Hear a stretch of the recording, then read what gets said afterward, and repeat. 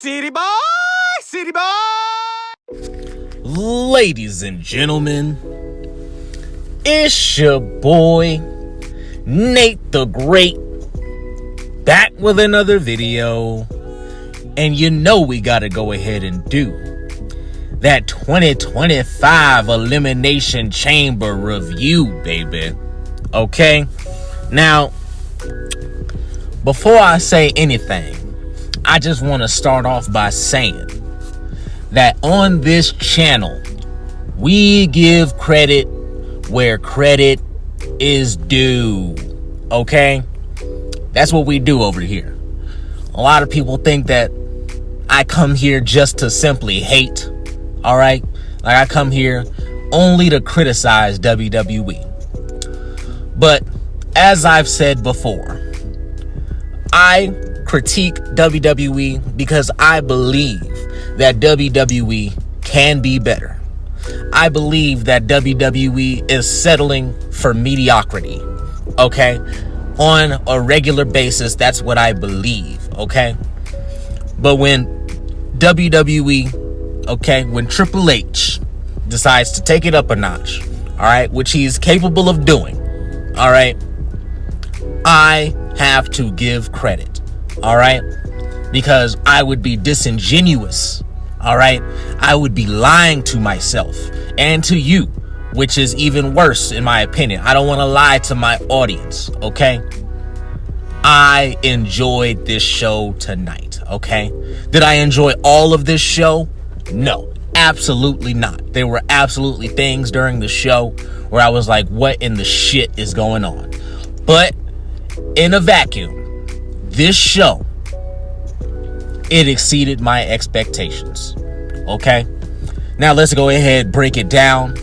We're going to start from the top of the show, okay? We're starting off with the women's chamber, all right? Now the match is supposed to start off with Liv and Naomi, okay? Liv Morgan and Naomi, but we get a surprise. While the match is officially starting, but before the gate is closed on them officially, okay? Jade Cargill makes her return. My baby makes her return. Finally, okay? So she makes her return and she's walking out to the ring.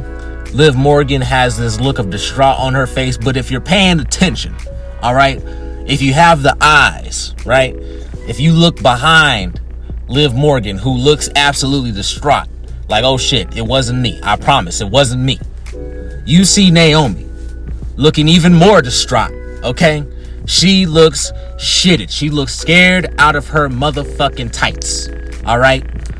And Jade Cargill makes her way down to the ring, all right? And Liv Morgan, she's getting ready to get punched on, but Jade Cargill makes the swerve and goes at Naomi. Now, we already knew that this was going to happen, all right? But it was so good to see Jade Cargill back, all right?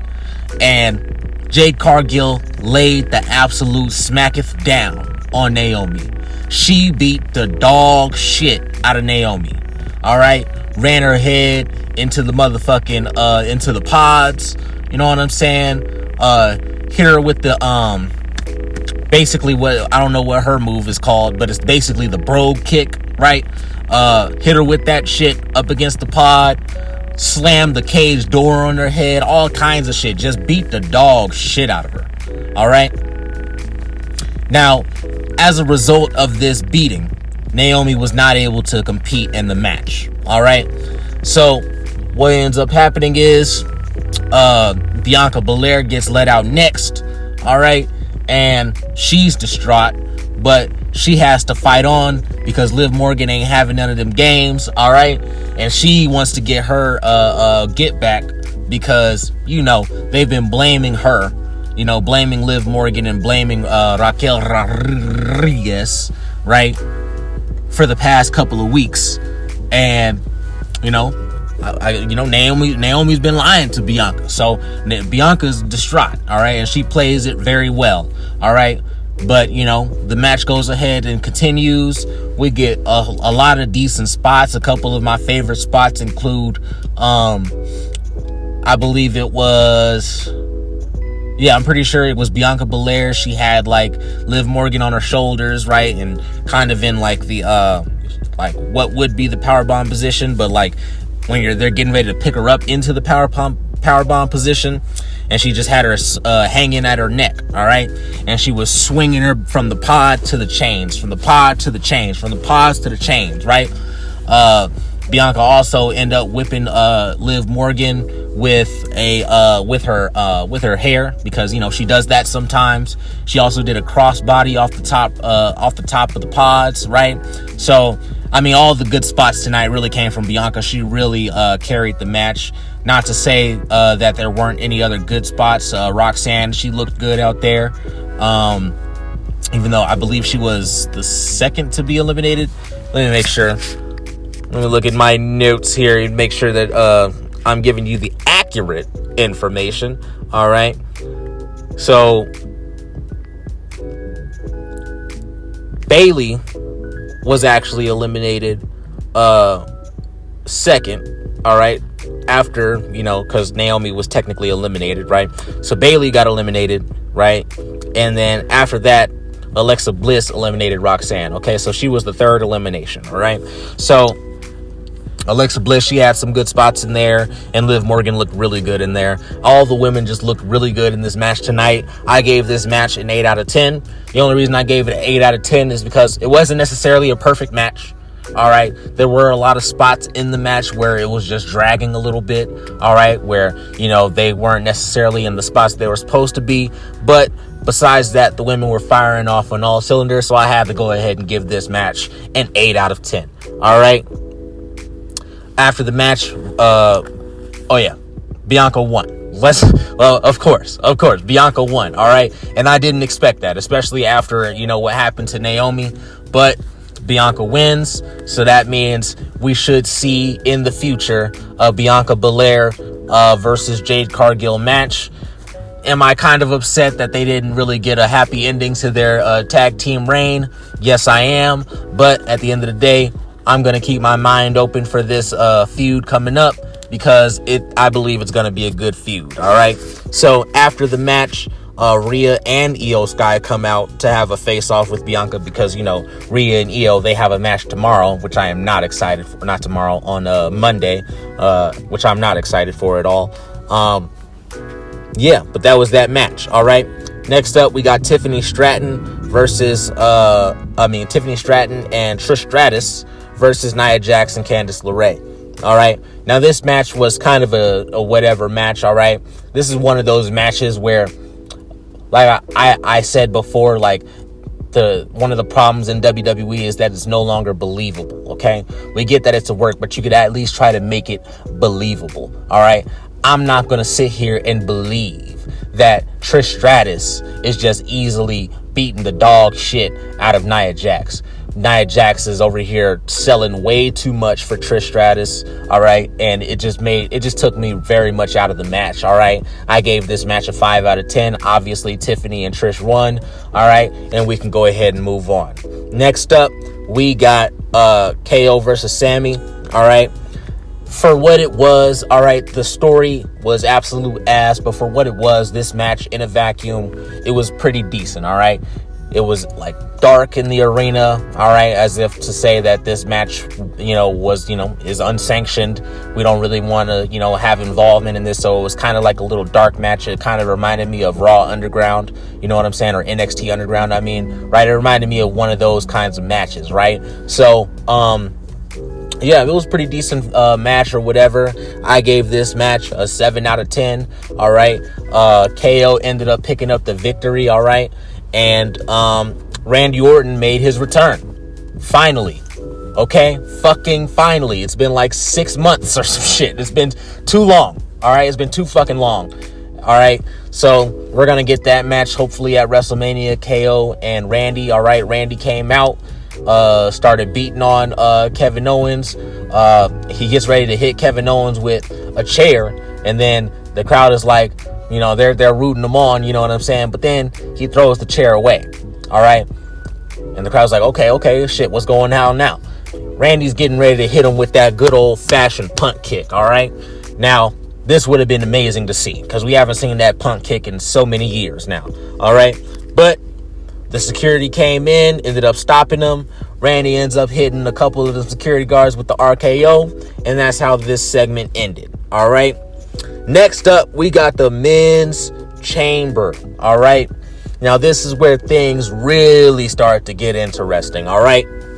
Now, Drew McIntyre and Seth Rollins, they started off the match, all right? Damian came in after that, all right? Then Logan, then Cena, all right? And then CM Punk, all right? When Cena came in, he came in and cleared house. The motherfucking roof was blowing off the top of that arena, all right? They were cheering the fuck out of Cena, okay? I really like this match as well. There were a lot of good spots in this match, all right? In my opinion, this match was not as good as the women's match. I'm going to keep it a buck with you, all right? But I gave it the same rating. I gave it an 8 out of 10 because there were some spots that were in the match, all right, that really brought it over the edge a bit for me, okay? Now, the way this match ended, all right, it was the final three were John Cena, CM Punk, and Seth Rollins. I kind of predicted this myself, okay? So, the way the match ends is CM Punk ends up eliminating Seth Rollins after he hits him with a GTS, and then Seth Rollins stumbles into John Cena hitting him with an attitude adjustment or the FU, you feel me? All right? And, CM Punk goes ahead and he pins him, all right? After that, we get pretty much a one-on-one showdown where Cena and Punk are just burying each other's finisher left and right. You feel me? They're going at it, whatever, But the match ends up ending when Seth, all right, who never exited the cage, he hits CM Punk with a stomp on the outside of the cage, okay, or where the mats are on the outside of the ring, right? Hits him with a stomp, all right, and then Cena takes advantage, and this is where I was like, because normally, right, John Cena would John Cena's not necessarily an opportunist, if you know what I'm saying, right? But this is where I was like, it's kind of strange, right? Because John Cena pulled CM Punk back into the ring, hit him with the STF of all things, right? Hit him with the STFU, all right? And CM Punk passed out, all right? He cranked that thing until CM Punk passed out. And John Cena ends up picking up the win, all right? Now, once again, like I said, this is where things get interesting, all right? Because Cody Rhodes comes out, all right? And he's doing the face-off with John Cena. All right. They're talking. Cena's like, yeah, they know it's going to be me and you at WrestleMania. You know what I'm saying? They're not on the mic or whatever, but, you can hear them talking through the hard cam. And enters The Rock. All right. Now, Travis Scott comes out first. Okay. For whatever reason. All right. The Rock's theme song was mixed with Travis Scott's that Fiend song. I didn't like it. I didn't like that at all. But whatever, we're getting The Rock. All right, let's see what happens next. Okay, so The Rock comes out. All right, and he tells Cody pretty much exactly these word for word, bar for bar. This is what he said. Cody, I told you I want that butt, Cody. So you gonna give me that butt or not, Cody? Because I came down here to get that butt, Cody. My arms are open, Cody. I need your soul, Cody. All right, that's not exactly what he said, but basically that's what he said, all right? Basically, all right? So, Cody, all right, he says, my soul is no longer mine, all right? I gave up my soul a long time ago because I gave it to the ring. I gave it to the fans. I gave it to, I forget what else he said, right? And quite frankly, he says, Rock, go fuck yourself. Word for word, bar for bar. That's what he said, okay? I promise this. That's exactly what he said this time, all right? I promise, okay? He said, Rock, go fuck yourself, all right? On WWE television. So, all right? Next, after this happens, all right? John Cena's in the back. He's like celebrating, right? He's like, yeah, Cody, you did your shit. And Travis Scott is looking just completely out of place, all right? I don't know why the fuck they had Travis Scott out here, but whatever, all right? Travis Scott is out there, okay? I guess if you kill enough people during your concerts, you get to, be on, WWE television with the other people that gave that butt up, all right? So, whatever, all right? The Rock, Cena shakes Cody's hand, pulls him in for an embrace, all right? And you can see the camera is Cena is looking dead at The Rock, okay? And The Rock is looking dead at John Cena, okay? The Rock pokes his head up, hits him with the cutthroat gesture, all right? And then Cena hits Cody with the low blow kick, all right? Cena turned heel, baby, after 20 years, all right? Maybe too little, too late, but fuck it, all right? This is it. I wasn't expecting it, all right? I wasn't expecting it, but Cena turns heel, all right? Hits Cody with the low blow kick, all right? And starts beating the dog shit out of Cody, all right?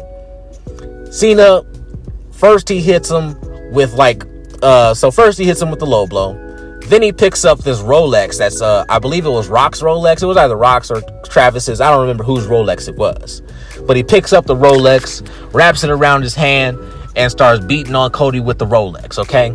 Drops the Rolex, picks up the microphone, beats Cody with the microphone.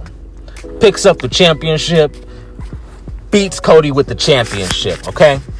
Then he holds Cody down, all right? He rips off Cody's shirt, right? Rips off his shirt, chokes him with his tie, all right, and then holds him down. Travis Scott is trying to help him hold him down, and Travis Scott gets a lick in too. He gets a lick in on Cody, all right? All right, he got one good lick in on Cody, okay, while he was down on the floor. And The Rock takes off that Cody Soul belt and starts whipping on Cody, all right? Starts whooping his ass, all right? And they get out of the ring. All three of them, Cena, Travis Scott, and The Rock, all right, and they start walking back up the ramp, and they turn around, they pose for the hard cam, and the show goes off the air, all right?